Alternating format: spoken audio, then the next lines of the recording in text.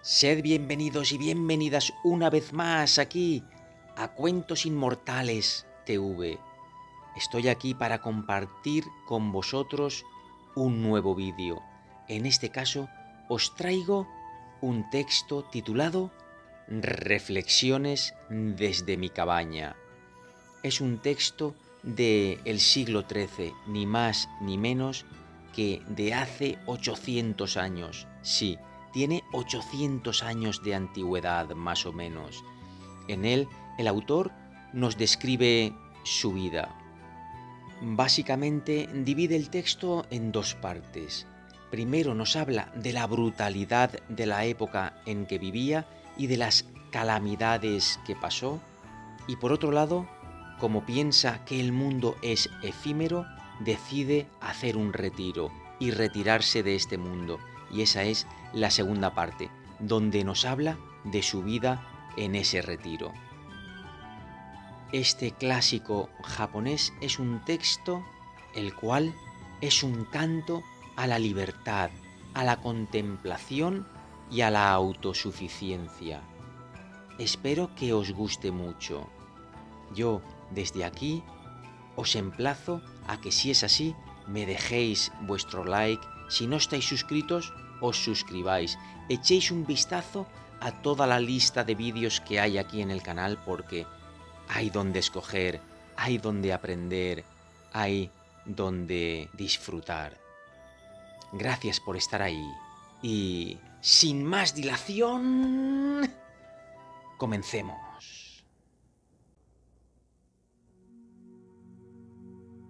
Capítulo 1. Capital. El fluir del río es incesante, pero su agua nunca es la misma.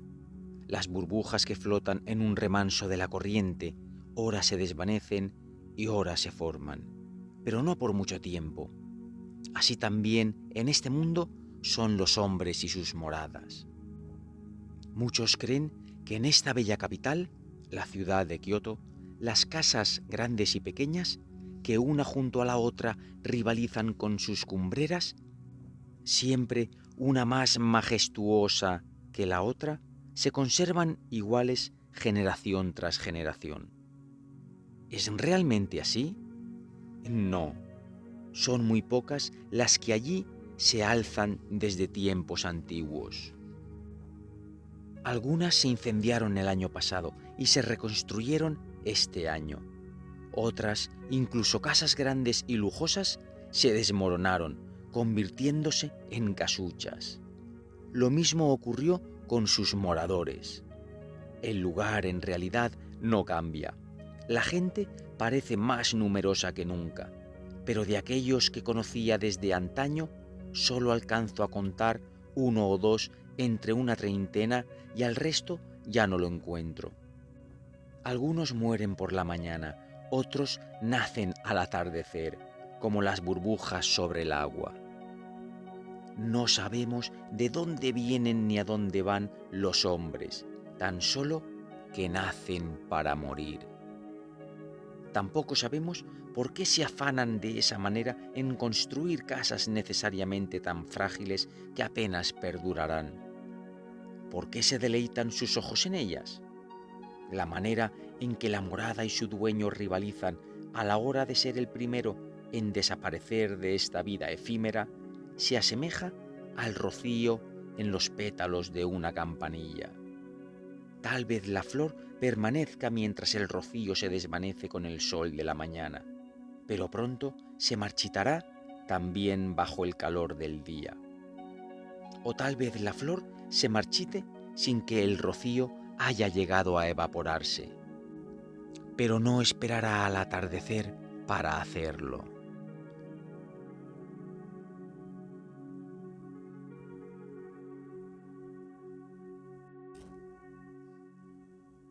Capítulo 2. Fuego. En más de 40 primaveras y otoños transcurridos desde que puedo juzgar las cosas de este mundo, cada vez con mayor frecuencia me ha tocado ser testigo de hechos terribles. Fue, creo, el 28º día de la cuarta luna de la era de Angen, es decir, el año 1177, una noche en que el viento soplaba ferozmente, sin tregua, cuando se desató un incendio en el suroeste de la capital, que se propagó hacia el noroeste. Finalmente, el fuego alcanzó el portón Susaku y los diversos edificios del palacio, el pabellón Daigoku, la universidad y las oficinas gubernamentales. En una sola noche, todo quedó reducido a cenizas. Dicen que el siniestro se originó en una callejuela del barrio de Iguchi Tominokoji, en una casucha donde se hospedaban los enfermos. El fuego, empujado por un viento enloquecido, se fue extendiendo en abanico, primero en un sentido y luego en otro. Las casas más alejadas de la conflagración se hallaban envueltas en humo, mientras que la zona más cercana se había convertido en un mar de llamas. Las cenizas, lanzadas al cielo, teñidas de rojo carmesí por la relumbrante luz del fuego, y las llamas, implacablemente azotadas por el ventarrón, volaban sobre 2 o 3 calles de una vez.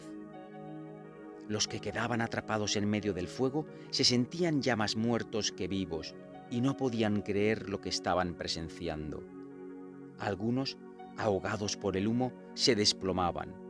Otros, cercados por las llamas, morían al poco.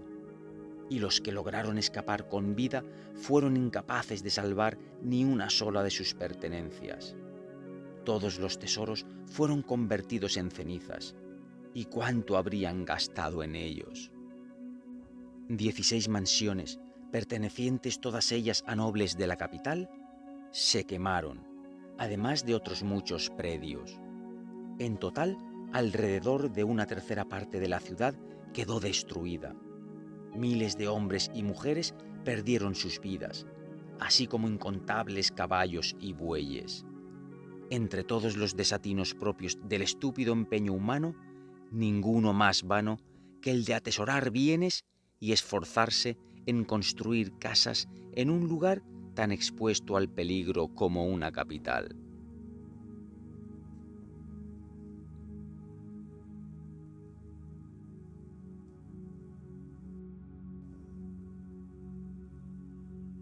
Capítulo 3.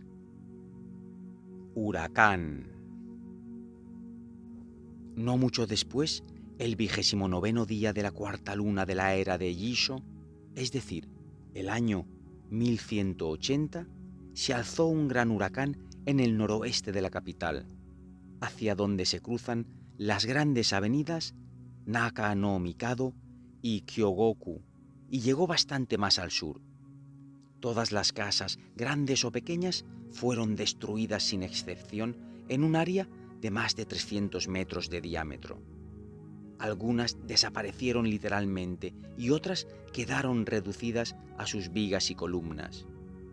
Las partes superiores de los portones se desprendían y salían volando para caer unos 300 o 400 metros más lejos. Las cercas se desplomaban y borraban en un instante los límites y el sentido de la propiedad.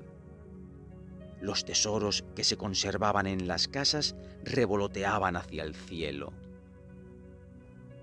Las cortezas de ciprés y los pajizos de los techos eran arrojados como hojas de invierno que danzan en el viento.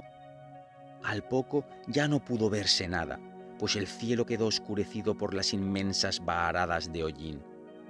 Las voces de la gente dejaron de oírse frente al rugido de la naturaleza.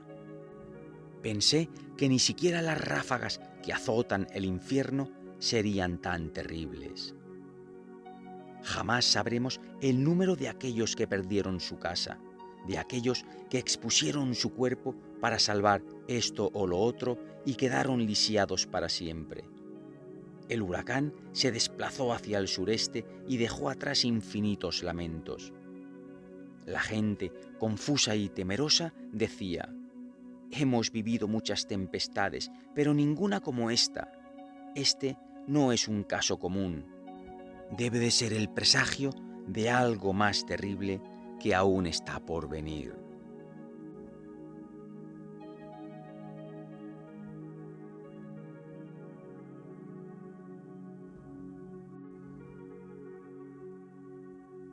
Capítulo 4. Traslado. En el 6.º mes del mismo año, repentinamente y sin que nadie lo esperara, la capital fue trasladada. Desde que fuera fijada en Kioto, en el reinado del emperador Saga, habían pasado cientos de años. Como el cambio de una capital no es asunto que se pueda hacer con ligereza y sin razones suficientes, era natural que la gente se inquietara y se preocupara con la noticia. Pero de nada sirvió lamentarse, y todos, comenzando por el propio emperador y sus ministros, seguidos por la nobleza, se trasladaron. De entre aquellos que servían en la corte, nadie se quedó en la antigua capital. Los que tenían un empleo en la administración o favores que pedir al emperador fueron los primeros en mudarse, sin pérdida de tiempo. Solo los que vivían sin esperanza alguna de prosperar, los sobrantes de este mundo, se quedaron, aunque tristes. Las mansiones, esas cuyas cumbreras rivalizaron tiempo atrás, fueron quedando en ruinas. Las pocas casas que se habían salvado de las recientes calamidades fueron desmanteladas y, flotando, las transportaron por el río Yodo. La antigua capital se fue transformando en un desierto a ojos de todos. La querencia de las gentes dio un vuelco. Todo el mundo quería caballos y monturas, mientras que los tranquilos carros tirados por bueyes cayeron casi en desuso. Los terrenos que bordean el mar, en el sur y en el este, comenzaron a ser muy codiciados, y ya nadie mostró interés por los feudos del norte y del oeste.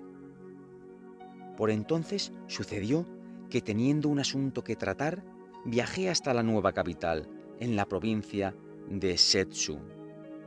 El asentamiento era tan exiguo que no había espacio siquiera para dividir la ciudad en un número adecuado de calles y avenidas. Por el norte, el terreno se elevaba hacia lo alto, circundando las montañas, y por el sur progresaba en declive hasta la orilla del mar. El ruido de las olas era un rugido constante y el viento salado soplaba con virulencia. El palacio imperial se hallaba dentro de las montañas. Era una edificación extraña que se asemejaba a las rústicas construcciones con troncos de los antiguos palacios, aunque no estaba exento de encanto. Una vez allí me pregunté dónde pensaban levantar todas esas casas que a diario desmantelaban y embarcaban agua abajo, en cantidad tan grande que cubrían la superficie del río. Había ya muchos terrenos vacíos y desolados en la antigua capital, pero pocas casas construidas en la nueva. Todo el mundo vivía penetrado por la misma sensación de transitoriedad, como nubes al pairo en los cielos. Los lugareños lamentaban la pérdida de sus tierras, y los recién llegados deploraban las dificultades para alzar sus moradas. Los caminos estaban llenos de hombres montados a caballo, cuando su condición era la de viajar en carruajes.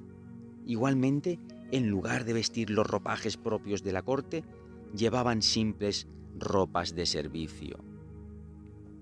Las costumbres de la capital cambiaron bruscamente y se transmutaron en las de los rústicos guerreros. Había oído decir que esto era el presagio de desórdenes futuros, y es cierto que con el correr de los días el país se agitaba cada vez con más fuerza, al igual que sus gentes. Pero no fue vano tanto sufrimiento. El invierno de ese mismo año, la capital fue trasladada nuevamente a Kioto. ¿Qué sucedería ahora con las casas desmanteladas y transportadas? Al menos no todas habían sido reconstruidas. Según se dice, en los tiempos de los sabios soberanos de antaño, se gobernaba el país con clemencia. Se sabe que un palacio imperial fue techado con paja y que ni siquiera fue nivelado el alero. Y también que un emperador, al ver el escaso hilo de humo que ascendía por las chimeneas de las casas, mandó devolver los impuestos cuya recaudación de por sí no había sido excesiva. Fue así porque el emperador amaba a su pueblo y deseaba ayudarlo. Si comparamos todo aquello con la situación que vivimos hoy, entenderemos de qué modo tan terrible han cambiado las cosas.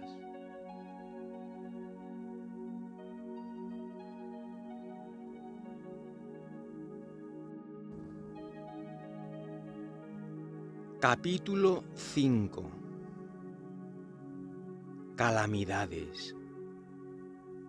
Más adelante, creo que fue en la era de Showa, es decir, del año 1181 al 1182, hace tanto tiempo que ya no recuerdo bien, llegó una hambruna que duró 2 años completos y trajo muchas penas y miseria. En primavera y verano hubo sequía.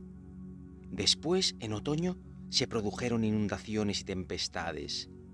Las catástrofes se sucedieron y el cereal no pudo madurar. Finalmente se malogró la cosecha sin señal alguna de milagro. Kioto se había apoyado siempre en el campo y cuando dejaron de llegar los suministros, desapareció también su dignidad. Sin fuerzas para soportar más desgracias, la gente vendió los pocos tesoros que conservaba sin pararse a pensar en su auténtico valor. A pesar de que todo se liquidaba a precios exiguos, hubo pocos interesados y cuando aparecían, el grano siempre valía más que el oro. Los pordioseros se multiplicaban en las calles, el clamor del sufrimiento y de la tristeza invadió el aire.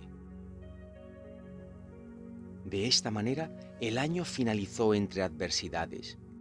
Se abrigaba la esperanza de que las cosas mejoraran al año siguiente. Sin embargo, a todo lo ocurrido se sumó una epidemia y las desdichas se agravaron sin indicios de que la vida cotidiana del pueblo pudiera mejorar de algún modo. Todo el mundo sufría enfermedad y hambre. Con el paso del tiempo, la indigencia se extremó. La gente se asemejaba a esos peces que, angustiados, saltan cuando se les agota el agua. Hombres y mujeres cuidadosamente vestidos, con sombreros y polainas, iban de casa en casa mendigando, desesperados. Se les veía débiles y atontados, movidos por la necesidad, pero vacilantes, caminando de un lado para otro, hasta que de repente caían muertos. Incontables personas murieron de hambre y yacían en las calles o apoyados contra los muros. Sin recursos para recoger los cadáveres, la atmósfera de la ciudad se llenó de olores nauseabundos. Fue un espectáculo espantoso ver cómo se corrompían los cuerpos. En la orilla del río era aún peor. Se amontonaban de tal modo que no quedaba siquiera espacio para que llegara un caballo o una carreta. Hambrientos también los leñadores, escaseaba la leña. Sin auxilios que esperar, hubo quienes echaron abajo sus casas y llevaron las maderas al mercado, aunque se decía que su valor no era suficiente para vivir un día. Me sorprendió encontrar entre toda aquella madera algunos pedazos pintados con esmero de bermejo o de pan de oro. Inquirí y descubrí que alguien, sin otro remedio, se había visto obligado a irrumpir en los templos, robar las imágenes de Buda y los muebles sagrados para despedazarlos y venderlos para su quema. Sí, he tenido la desgracia de vivir en un tiempo inmundo y de extrema decadencia, obligado a ser testigo de escenas desoladoras. Vi muchas otras cosas que me llenaron de tristeza. Me fijé en que entre las parejas que se amaban hasta el punto de no poder separarse, aquel de los dos cuyo amor era más profundo siempre moría primero. La razón es sencilla. El que se olvidaba de sí mismo ofrecía las exiguas comidas con las que contaba al ser amado. En las familias, los padres fueron los primeros en perecer. Había bebés echados sobre sus madres que todavía mamaban sin saber que éstas ya habían muerto. El monje Ryugyo del templo Onina sintió una profunda piedad por la multitud moribunda. Cuando vio a los que agonizaban, ejerció los últimos ritos dibujando el signo sagrado en sus frentes, la letra sánscrita A, para ponerlos así en contacto con el Buda. Para saber por fin el número de los muertos, se inició un recuento durante los meses de abril y mayo, desde Ichijo hacia el sur, desde Kuyo hacia el norte, desde Kyogoku hacia el oeste, desde Suzaku hacia el este. Los cadáveres sumaron más de 42.300, contando solo los que se encontraron en las calles y sin tener en cuenta las muchísimas muertes que se habían producido antes y después de aquel balance.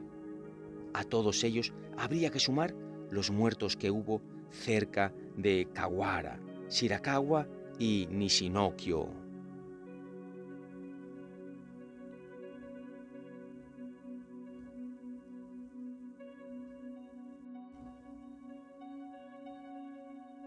Capítulo 6.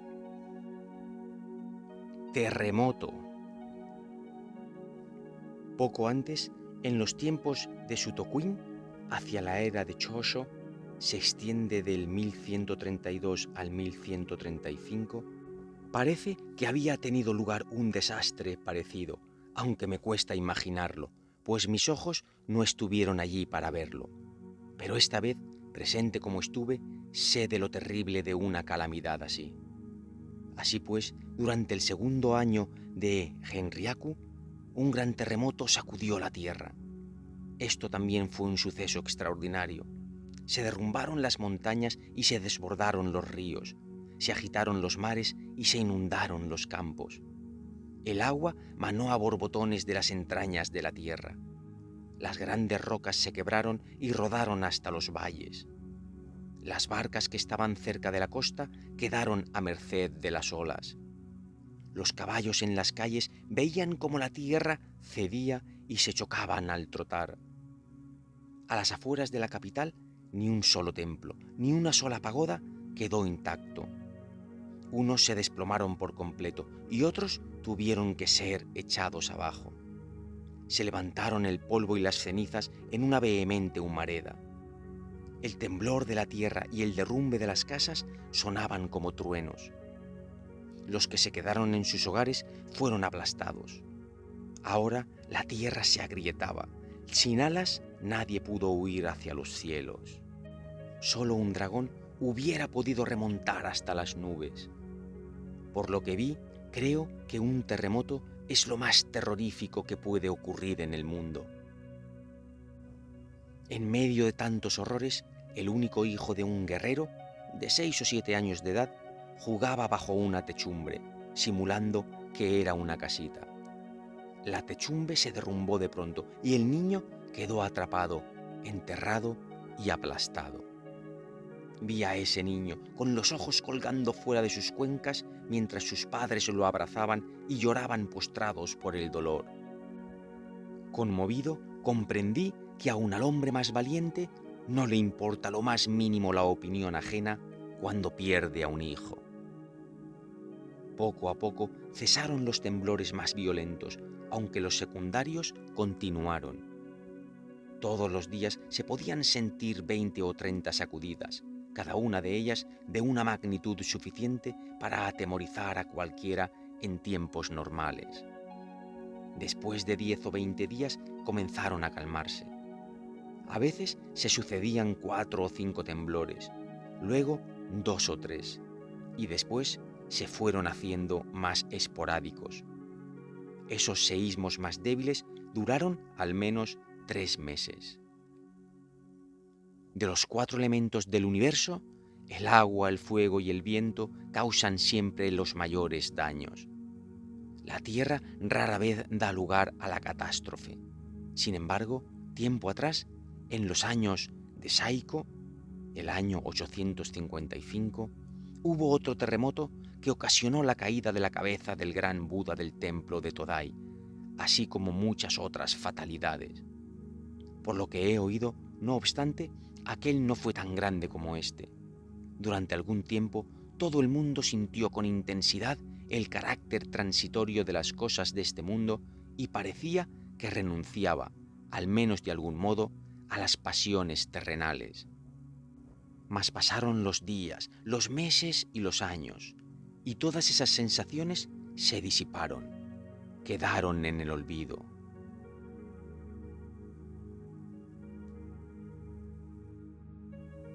Hagamos un pequeño alto en el camino, porque aquí acaba la primera parte.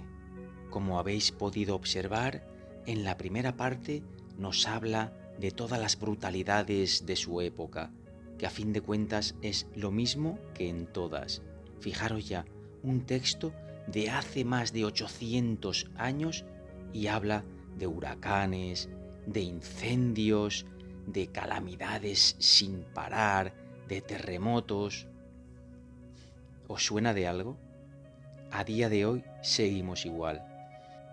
Bueno, pues ahora nos adentramos en la segunda parte del texto, donde el autor nos habla de su retiro basado en la libertad, la contemplación y la autosuficiencia. Escuchémoslo.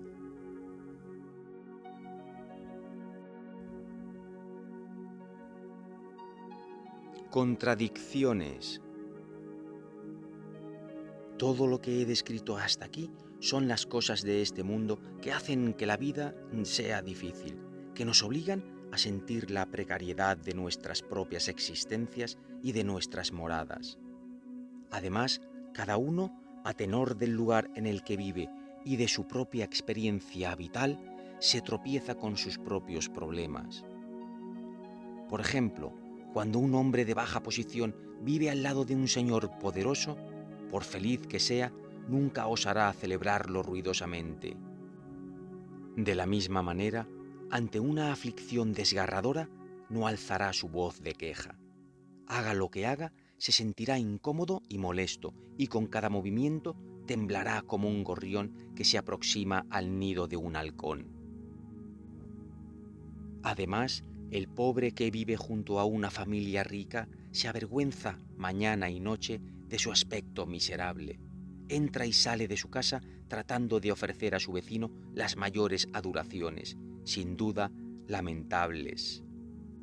Y cuando ve cómo su mujer, sus hijos y sus sirvientes envidian al rico o entiende hasta qué punto la familia rica lo ignora, su corazón zozobra y no le deja ni un solo instante de paz.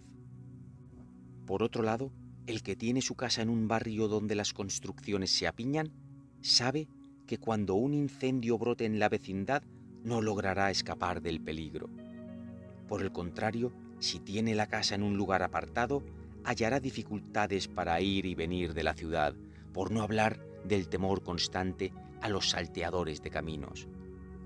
Los poderosos, por su parte, viven ambicionando siempre una mayor fortuna.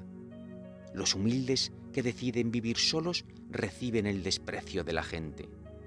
Los que tienen muchas posesiones acarrean muchos desvelos, mientras que los desposeídos padecen incontables sufrimientos. Aquel que busca ayuda se convierte en esclavo y el que se da a los demás queda prisionero de su propio afecto. El que acata las reglas de este mundo sufre en consecuencia, pero el que no lo hace se nos presenta como un loco. Donde sea que vivamos y hagamos lo que hagamos, ¿es posible acaso que por un solo instante hallemos cómo descansar nuestro cuerpo y cómo apaciguar nuestro corazón?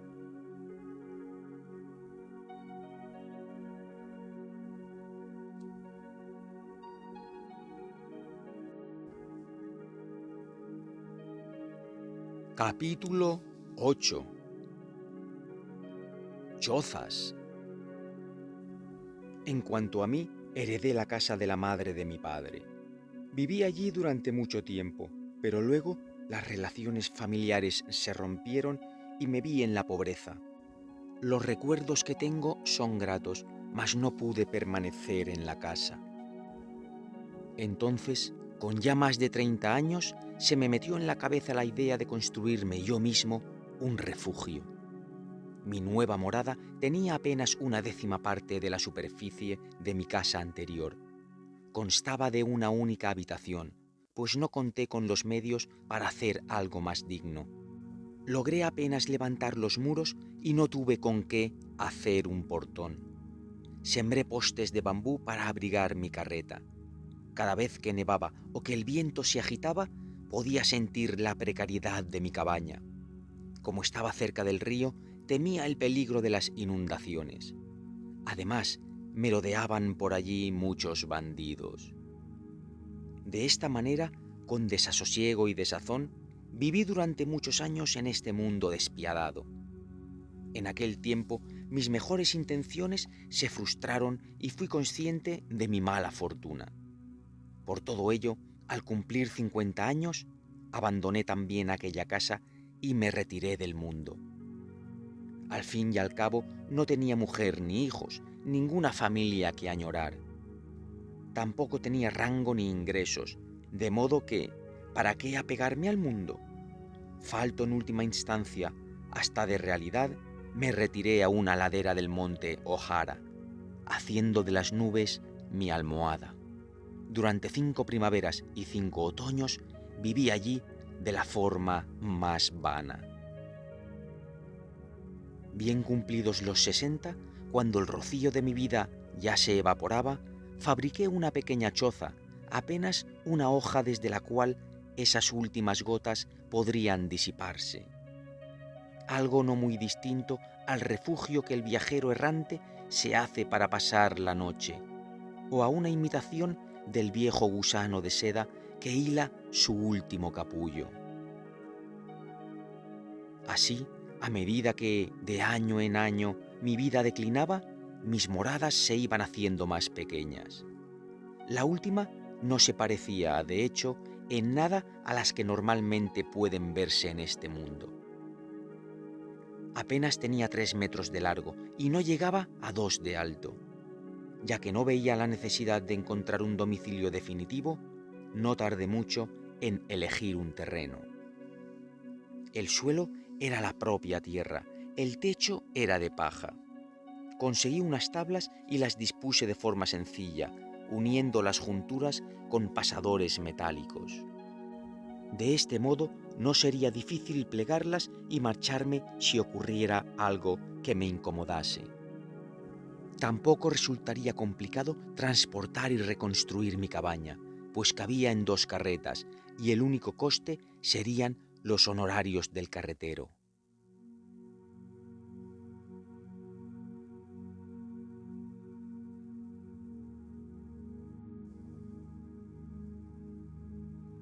Capítulo 9. La cabaña. Ahora vivo oculto, por tanto, en lo profundo del monte Hino. En el lado este de la cabaña agregué un cobertizo de 1 metro de ancho y uso ese espacio para guardar y secar la leña. En el lado sur añadí una pequeña terraza de bambú, al oeste de la cual dispuse un altarcillo para las ofrendas. En el interior, también al oeste y detrás de un biombo, fabriqué un nicho para la imagen de Amida, cuya frente resplandece con los rayos del sol al atardecer. Y sobre la puerta de ese nicho colgué las imágenes de Fuyen y Fudo. Al suroeste situé una estantería de bambú con 3 cestas forradas de cuero en las que guardo libros de poesía y música, así como el Ojoyosu. Junto al estanque, contra la pared, un coto y una bigua, conocidos como el coto plegable y la bigua ensamblada.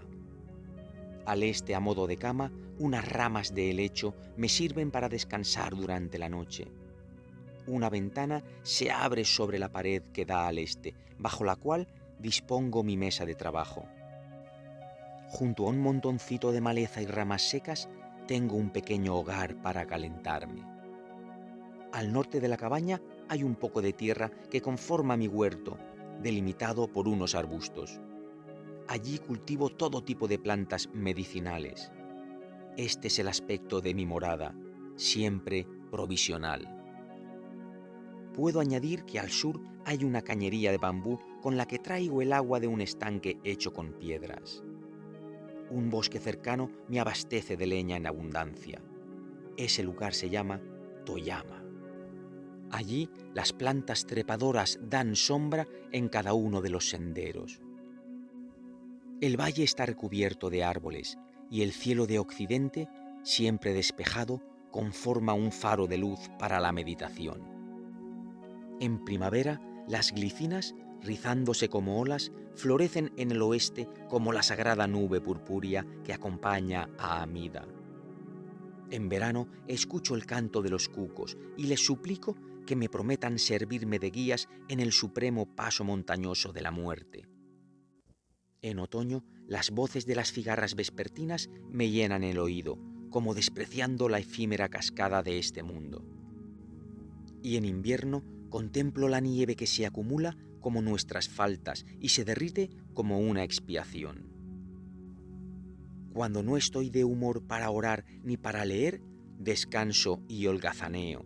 Nadie me lo impide aquí, ni hay nadie ante cuyos ojos me pudiera sentir avergonzado.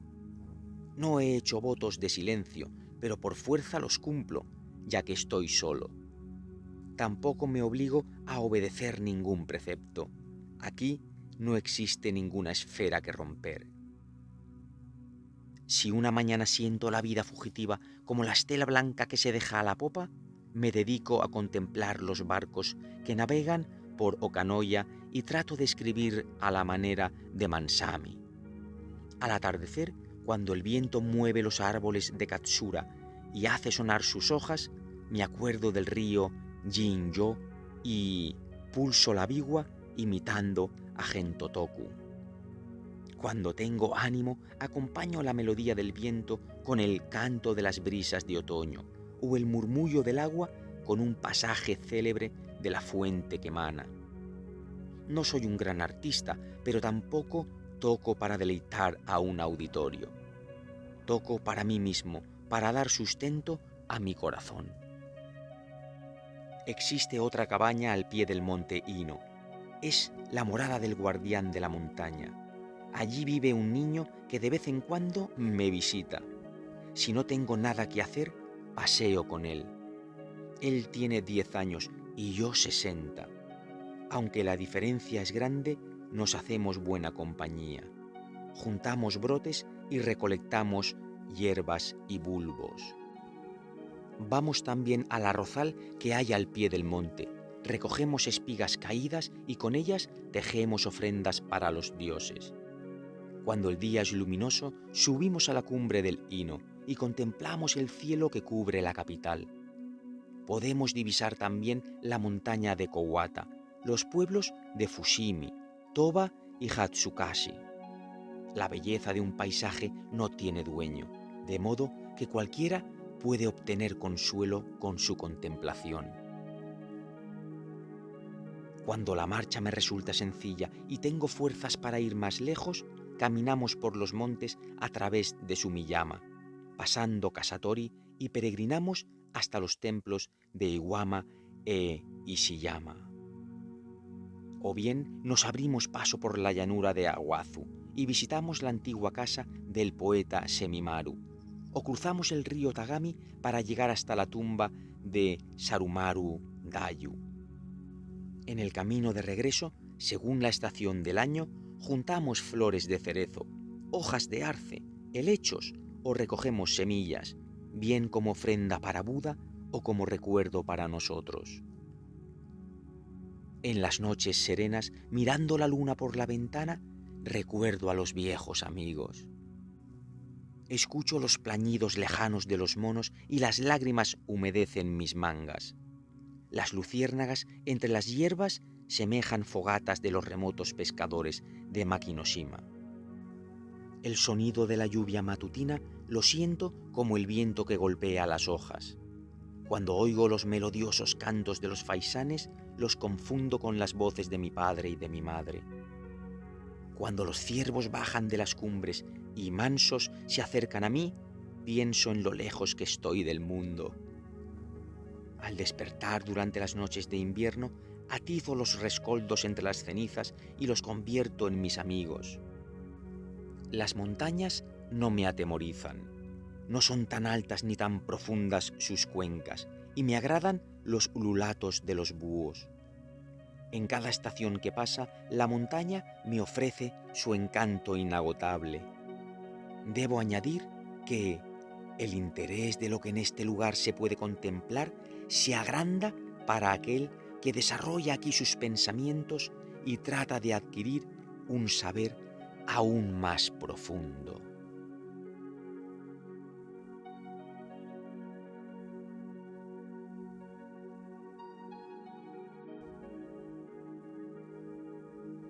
Capítulo 10. Mi existencia. Cuando empecé a vivir aquí, pensé que lo haría por una breve temporada, pero han pasado ya 5 años. Mi morada provisional ha envejecido conmigo. Las hojas muertas se acumulan profusamente en el alero y el musgo trepa por las paredes. Por las noticias que de manera azarosa me han llegado de la capital, sé que muchos personajes nobles han muerto desde que me retiré a esta montaña. ¿Cómo podría contar las muertes de aquellos innumerables que carecen de todo título? ¿Y cuántas casas habrán sido destruidas por los incendios? Solamente en una morada provisional como la mía logra uno estar en paz y libre de todo temor. Aunque es una cabaña muy pequeña, tiene un lecho donde dormir durante la noche y espacio donde sentarme durante el día. Como lugar para vivir no le falta nada, es decir, puede albergar cómodamente un cuerpo. El cangrejo ermitaño prefiere refugiarse en pequeñas conchas porque conoce muy bien su tamaño. El águila pescadora permanece en las costas desoladas porque conoce muy bien la amenaza que supone el hombre. Yo actúo igual que estos animales. Conociéndome y conociendo el carácter transitorio del mundo, no deseo nada que esté fuera de mi alcance y tampoco me inquieto por lo que no tengo. Solo busco la tranquilidad y el placer que me ofrece la ausencia de toda angustia. Por lo general, casi nadie construye una casa para sí mismo. Unos la edifican para su mujer y sus hijos, o para sus parientes y su servidumbre. Otros la hacen para sus amigos y conocidos, otros para sus señores y sus maestros. E incluso los hay que la erigen para guardar sus tesoros, incluso para abrigar a sus caballos y bueyes. Yo hice la mía para mí y no para otros, porque en tiempos como estos y en las condiciones en que me hallo, no tengo familia o compañía, ni tampoco servidumbre que me asista. Aunque construyera una casa espaciosa, ¿a quién albergaría y con quién la compartiría? En general, los hombres estiman a sus amigos por su riqueza y muestran un gran afecto por aquellos que les han hecho favores.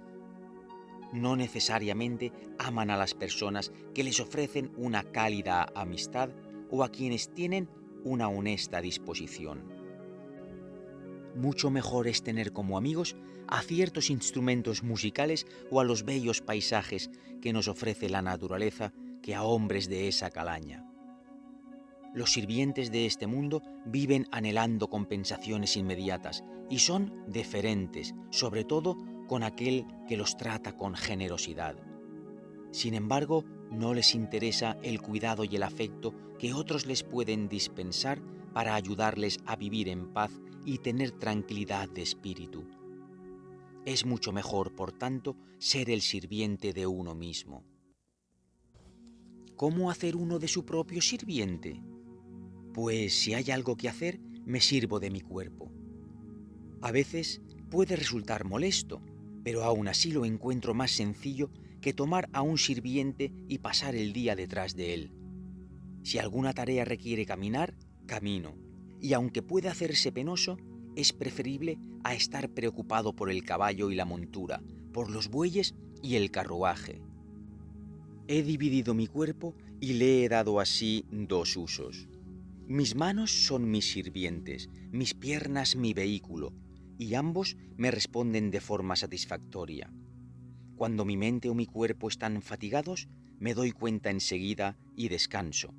Cuando los sé fuertes, los empleo. Digo empleo, pero naturalmente no los hago trabajar en exceso. Si un día no me siento con deseos de trabajar, no me avergüenzo. Por otro lado, ¿no es cierto que caminar a diario es beneficioso para la salud? ¿Qué ganaría con estar siempre ocioso? Es una falta hacer sufrir a los otros. ¿Cómo podría entonces pedirles prestado su trabajo? Por lo demás, mis ropas y mis comidas son tan simples como mi morada. Me visto y me cubro con cualquier tela o cubierta ordinaria que voy consiguiendo. Al no tener contacto con la sociedad, tampoco me avergüenzo de mi apariencia. En cuanto al alimento, recolecto los brotes de los juncos que encuentro en las llanuras y los frutos de los árboles que hay en las laderas de las montañas, lo suficiente para mi subsistencia. Aunque muy escasa y simple, esta comida tiene un sabor delicioso para mí. Todo lo que cuento aquí, por supuesto, no está dirigido a los ricos que viven rodeados de lujos y placeres.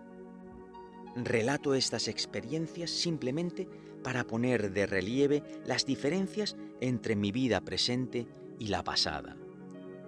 A este respecto, desde que me aparté del mundo, no siento rencor ni temores. Me he abandonado al azar, no cuido de mi vida ni temo a la muerte. Mi existencia es una nube errante. No deseo la fortuna ni me quejo de la mala suerte. El mayor gozo de la vida lo encuentro en la almohada sobre la que duermo una siesta tranquila, y el anhelo de vivir se mantiene en mí ante la posibilidad de contemplar la belleza de un paisaje. Los tres mundos, el autor aquí puede referirse al pasado, el presente y el futuro, o bien al mundo material, inmaterial y pasional. Los tres mundos, ya sean buenos o malos, dependen de nuestra mente. Si no hay serenidad en la mente, de nada sirven las bestias de carga ni las joyas, y ningún placer podrán procurar los palacios o los pabellones. Esta cabaña solitaria con una sola habitación es el lugar más acogedor que puedo imaginar. Es cierto que cuando voy a la capital me avergüenza tener que pedir limosna, pero cuando regreso aquí de nuevo siento lástima por todos aquellos que aún son esclavos de las cosas terrestres. Si alguien duda de mis palabras, que se fije en los peces y los pájaros. Los peces no se cansan del agua, pero a menos que seas un pez, no podrás entender el porqué. Los pájaros prefieren vivir en los bosques, pero a menos que seas un pájaro, no podrás entender el porqué. Lo mismo ocurre con la alegría de vivir en soledad. ¿Quién podría entenderla sin haberla vivido?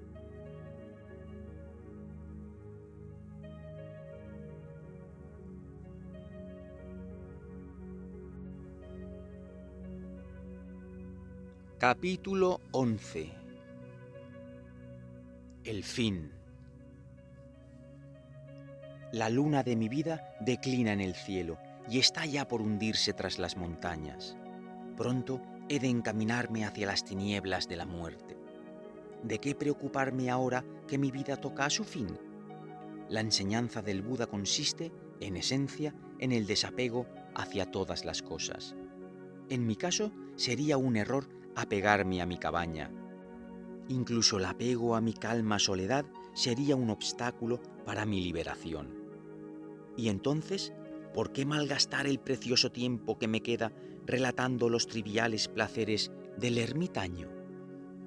En un apacible amanecer, mientras pensaba en la causa de mi desaliento, me decía a mí mismo: has abandonado el mundo y has venido a vivir a los bosques de estas montañas para disciplinar tu mente y practicar el camino del Buda. Pese a tu apariencia de monje, tu corazón está mancillado de impureza. Tu cabaña se asemeja a la de Yom-Yokoyi, pero observas las enseñanzas aún peor que Shuri Handoku. ¿Es tu karma miserable la causa de tus inquietudes? ¿O tus pensamientos han desvariado de tal modo que te has vuelto loco? Mi corazón no supo contestar a estas preguntas. Todo lo que fui capaz de hacer fue usar mi lengua para escabullirme de mí mismo recitando un par de plegarias. Yo, monje Bonzo Renin, escribí esto en la cabaña de Toyama al final de la tercera luna del segundo año de la era Renryaku, es decir, en el año 1212.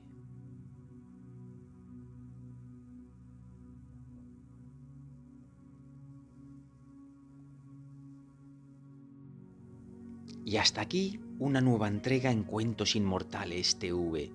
¿Qué os ha parecido? Mirar, a mí los últimos capítulos me han parecido de una profundidad extraordinaria, de una valentía total. Para nuestro autor, su cabaña es su universo. A través de la poesía, la imaginación y el vínculo espiritual con la naturaleza que le rodea, esa pequeña cabaña se le hace prácticamente infinita. Bueno, dejadme por favor lo que pensáis vosotros aquí en la cajita de comentarios. Si ha sido de vuestro agrado, no os cortéis, dejadme ese like. Os mando un abrazo de luz súper grande, un increíble beso y nos vemos en la siguiente. Cuidaros mucho, feliz semana, chao.